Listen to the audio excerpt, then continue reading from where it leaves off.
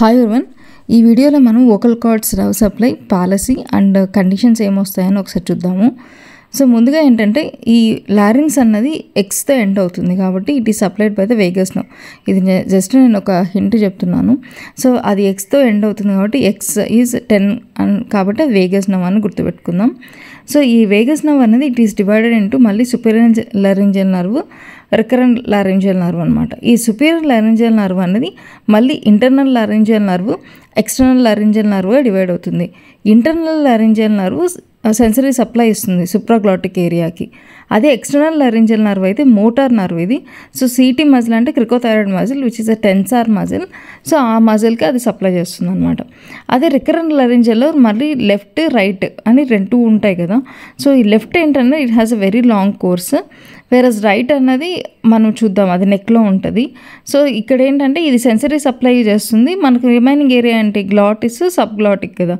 So ఆ ఏరియాకి recurrent laryngeal supply చేస్తుంది. అలానే మోటార్ సప్లై వచ్చి all other muscles except cricothyroid. So ఇది అంటే మనం ఈ అనాటమీ ఇదంతా కూడా ఒకసారి మీరు చూసుకోండి. బట్ నేను జస్ట్ ఒక పిక్చర్ అంటే మీకు ఈజీగా అర్థమయ్యేదానికి ఒక బ్రీఫ్గా ఒక స్కెల్టన్ మాత్రం నేను ఎక్స్ప్లెయిన్ చేస్తున్నాను. సో అది ఎలా ఎక్కడి నుంచి పెంట్రేట్ అవుతుంది ఇదంతా కూడా, అంటే ఇప్పుడు లెఫ్ట్ అనుకోండి, ఆర్చ్ ఆఫ్ అయోటా నుంచి రొటేట్ అయ్యి నెక్లోకి వెళ్తుంది కాబట్టి లాంగ్ కోర్స్ ఉంటుంది. అందుకే ఎక్కువ it is more prone to injury అనమాట. సో ఇలాంటివి ఒక్కసారి మీరు బ్రీఫ్గా చూసుకోండి. బట్ బేసిక్గా అల్టిమేట్గా మనకు అర్థం అవ్వాల్సింది అయితే ఈ పాయింట్స్ అన్నది కంపల్సరీగా మనకు అర్థం అవ్వాలి. సో నేను ఆల్రెడీ చెప్పాను కదా, సెన్సరీ అన్నది మనము చూసుకున్నట్లయితే సుప్రాగ్లాటిస్కి ILN సప్లై చేస్తుంది, గ్లాటిస్ అండ్ సబ్ గ్లాటిస్కి RLN సప్లై చేస్తుంది. అదే మోటార్ తీసుకున్నట్లయితే స్కార్ అండ్ న్యూమోనిక్ గుర్తుపెట్టుకోండి. SEAR, S అంటే superior laryngeal nerve supplies, C అంటే క్రికోథైరాయిడ్ మజిల్ సప్లై చేస్తుంది. మిగిలిన ఆల్ అదర్ మజిల్స్ అన్నీ కూడాను రికరెంట్ లారింజియల్ నర్వే సప్లై చేస్తుంది. సో స్కార్ అని గుర్తుపెట్టుకోండి, అంటే మీకు ఒకవేళ గుర్తుపెట్టుకోవడం కష్టం అనిపిస్తే SEAR అని గుర్తుపెట్టుకోండి. Superior laryngeal supplies cricothyroid muscle and all other muscles are supplied by the recurrent laryngeal nerve.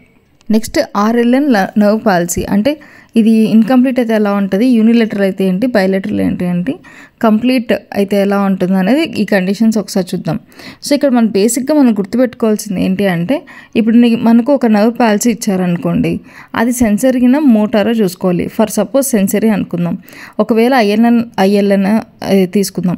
ఇప్పుడు ఇంటర్నల్ లారింజియల్ నర్వ్ అనేది sensory supply. So sensory supply అంటే ఏంటి, వానికి ఇప్పుడు ఏదైనా వాళ్ళు అంటే పాస్ అయినా కూడా సెన్సేషన్స్ ఉండవు కాబట్టి ఆస్పిరేట్ చేసుకునే ఛాన్సెస్ ఎక్కువ ఉంటాయి. అదే ఇప్పుడు నాకు ఏదైనా ఇప్పుడు కాన్షియస్ పర్సన్ అనుకోండి, ఏదైనా గొంతులో కానీ ఏదైనా పడిందంటే దగ్గుతాం, కాఫ్ వస్తుంది. ఎందుకు సెన్సరీ రిసెప్ట్ అంటే సప్లై ఉంటుంది కాబట్టి మనం వెంటనే కాఫ్ వస్తుంది, దాన్ని బయటకు వచ్చేస్తుంది. అదే సెన్సరీ సప్లై సెన్సేషనే లేదనుకోండి, అప్పుడు ఏమవుతుంది, ఈజీగా ఆస్పిరేట్ అవుతుంది. సో కాబట్టి మనకు ఆ టైంకి ఒకవేళ సరిగ్గా అర్థం కాకపోతే, అంటే మనకు గుర్తు రాకపోతే, అప్పుడు ఒకసారి మనం గుర్తు తెచ్చుకోవాలి whether this nerve is sensory supply ఉందా, మోటార్ సప్లై ఇస్తుందా ఆ పర్టికులర్ కండిషన్లో. ఒకవేళ సెన్సరీ అక్కడ వాళ్ళు చెప్తున్నారంటే ఛాన్సెస్ ఆఫ్ ఆస్పిరేషన్ ఎక్కువ ఉంటుంది. అదే మోటార్ అనుకోండి, అప్పుడేమవుతుంది, స్ట్రైడర్ కానీ రెస్పిరేషన్ అంటే స్పీచ్ కానీ, సో వీటి మీద పడుతుంది. సో ఎనీ నర్వ్ సప్లై మనం తీసుకున్నట్లయితే వోకల్ కార్డ్ విషయంలో 3 కాంపోనెంట్స్ చూసుకోవాల్సి ఉంటుంది. స్పీచ్ని ఎఫెక్ట్ రెస్పిరేషన్, ఆస్పిరేషన్. సో ఈ 3 కాంపోనెంట్స్ చూసుకోవాల్సి ఉంటుంది. ఫర్ సపోజ్ అది ఇన్కంప్లీట్ అబ్డక్టర్ పాలసీ అనుకోండి, అక్కడ ఏంటంటే అబ్డక్టర్ పాలసీ అంటే అది అక్కడ అడక్షన్లో ఉంటుంది కదా. అంటే అబ్డక్టర్ అంటే ఏంటి, అంటే లేటర్గా వెళ్ళిపోవడము. సో ఇక్కడ లేటర్గా వెళ్ళిపోవట్లేదంటే అది ఎక్కడ ఉంటుంది, మీడియల్గా ఉంటుంది, అంటే సెంటర్లో ఉంటుంది కదా.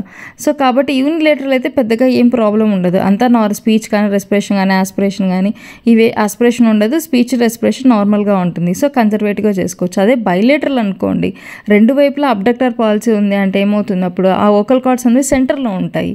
సో అబ్డక్టర్ అంటే సైడ్కి వెళ్ళాం కదా, లేటరల్గా కదా. సో లేదు అంటే అప్పుడు ఏమవుతుంది, సెంటర్లో ఉంటుంది. సెంటర్లో ఉంటే ఏమవుతుంది, స్ట్రైడర్ వస్తుంది, అంతే కదా. సో కాబట్టి స్పీచ్ అయితే ఇక్కడ నార్మల్గానే ఉంటుంది కానీ బట్ రెస్పిరేషన్ అనేది ఇక్కడ స్ట్రైడర్ వస్తుంది. అండ్ ట్రీట్మెంట్ ఏం చేస్తాము, ఇప్పుడు సెంటర్లో ఉన్నాయి కాబట్టి కార్డ్స్ మనం లేటరల్గా పుష్ చేయాలి. సో లేటరలైజేషన్ ఆఫ్ కార్డ్స్ అన్నా చేసుకోవాలి, లేదంటే ఇప్పుడు మనకు ట్రబుల్ ఉంది కాబట్టి వెంటనే ట్రెకాస్టమీ అన్నా చేసుకోవాల్సి ఉంటుంది. అండ్ నెక్స్ట్ వచ్చేసి complete adductor policy. For suppose adductor muscles కనుక మనకు రికరెంట్ రేంజర్ నర్వే కదా అన్ని మజిల్స్కి సప్లై చేస్తుంది ఎక్సెప్ట్ సిటీ క్రికోథైరాయిడ్. సో ఒకవేళ అడక్టర్స్ని ఎఫెక్ట్ చేసిందంటే అప్పుడు యూనిలేటరల్ అయితే మనకు స్పీచ్లో అయితే ఎఫోనియా వస్తుంది అండ్ ఆస్పిరేషన్ కూడా ఛాన్సెస్ తక్కువే, అకేషనల్గానే ఉండొచ్చు. బట్ ఇక్కడ ఏంటంటే బైలేటరల్ ఉన్నప్పుడు ఏమవుతుంది, అడక్టర్స్ పోయినప్పుడు ఏమవుతుంది, అది అడక్టర్ అంటే మిడిల్కి లాగేవి కదా, సో అప్పుడేమో ఈ కార్డ్స్ లేటరల్గా ఉండిపోతాయి. ఎప్పుడైతే లేటరల్గా ఉండిపోతాయో ఛాన్సెస్ ఆఫ్ ఆస్పిరేషన్ అంటే క్రానిక్ కండిషన్లో ఆస్పిరేషన్ అయ్యే ఛాన్సెస్ ఎక్కువ ఉంటాయి. సో కాబట్టి ఇక్కడ కూడా మనం ట్రెకియోస్టమీ చేసుకోవాల్సి ఉంటుంది. సో ఇలా కొంచెం అది మీకు ఇచ్చిన క్వశ్చన్లో అది సెన్సరీ ఇస్తుందా మోటారా, సో సెన్సరీ అయితే ఆస్పిరేషన్ ఛాన్సెస్ ఉంటాయి. నెక్స్ట్ వచ్చేసి SLN అంటే సుపీరియర్ లాంగ్యులర్, మనకు తెలుసు కదా అది 2గా డివైడ్ అవుతుంది, ILN ELN. సో ILN అన్నది సెన్సరీ కాబట్టి అది పాలసీ వస్తే ఏమవుతుంది, ఆస్పిరేషన్ అవుతుంది. అదే ELN అనుకోండి inability to increase the pitch of the voice. So ఇలా కొన్ని గుర్తుపెట్టుకోండి. నెక్స్ట్ వచ్చేసి థైరోప్లాస్టీ, దీని కోడ్ వచ్చేసి నేను గుర్తుపెట్టుకున్నది MLSL అని గుర్తుపెట్టుకున్నాను. ఫస్ట్ టైప్ 1 అంటే మనకి దీంట్లో 4 టైప్స్ ఉంటాయి కదా, type 1, type 2, type 3, type 4. So MLSL అంటే M అంటే మీటలైజేషన్ ఫస్ట్ టైప్, సెకండ్ టైప్ వచ్చేసి లేటరలైజేషన్, థర్డ్ టైప్ వచ్చేసి షార్టనింగ్, ఫోర్త్ టైప్ వచ్చి లెంథనింగ్. ఇవి ఎట్లా అంటే మనకి ఇచ్చిన పాలసీలో ఓకల్ కార్డ్స్ లేటరల్గా ఉన్నాయనుకోండి మనం దాన్ని మీడియల్గా చేయాల్సి ఉంటుంది. అదే ఫర్ సపోజ్ ఓకల్ కార్డ్స్ కనుక లేటరల్గా ఉన్నాయనుకోండి దాన్ని మనకు లేటరల్గా ఉండడం ప్రాబ్లం అయితే దాన్ని మీడియలైజేషన్ చేసుకోవాల్సి ఉంటుంది. ఇప్పుడు ఫర్ సపోజ్ యూనిలేటర్ కంప్లీట్ పాలసీలో ఏంటంటే ఓకల్ కార్డ్స్ లేటరల్గా ఉంటాయి. ఇలాంటి కండిషన్లో మనం ఏం చేయాలి, మీడియలైజేషన్ చేయాలి, అంటే టైప్ 1 థైరోప్లాస్టీ చేయాలి. అదే నెక్స్ట్ కండిషన్ అనుకోండి బైలేటరల్ RLN పాలసీలో ఏమవుతుంది, ఇక్కడ మనకు ఓకల్ కార్డ్స్ అనేది సెంటర్లో ఉంటాయి. మనం ఫస్ట్లోనే చూసాం కదా, బైలేటర్ ఇన్కంప్లీట్ పాలసీలో ఏమవుతుంది సెంటర్లో ఉండి స్ట్రైడర్ కాజ్ చేస్తుంటుంది. అప్పుడు మనం ఏం చేయాలి, లేటరలైజేషన్ ఆఫ్ కార్డ్స్ చేయాలి, అంటే కార్డ్స్ని సైడ్కి జరపాలి. అప్పుడు దాన్ని మనం ఏమంటాం, టైప్ 2 థైరోప్లాస్టీ అంటాం. అదే నెక్స్ట్ కేసు ఏంటి, షార్టనింగ్. సో షార్టనింగ్ ఎప్పుడు చేస్తాం, ప్యూబర్ఫోనియా అంటాం. అంటే ఒకవేళ మేల్స్ కనుక ఫిమేల్ వాయిస్ ఉందనుకోండి, ఫిమేల్ వాయిస్ ఎప్పుడు వస్తుంది, కార్డ్స్ లెంత్ ఎక్కువ ఉన్నప్పుడు వస్తుంది. సో అంటే ఒకవేళ మగవాళ్ళకి లేడీస్ వాయిస్ ఉంది అంటే అప్పుడు కార్డ్ లెంత్ ఎక్కువ ఉంటుంది కాబట్టి ఇలాంటి కండిషన్లో మనం షార్టనింగ్ చేయాల్సి ఉంటుంది. కాబట్టి టైప్ 3 చేయాల్సి ఉంటుంది.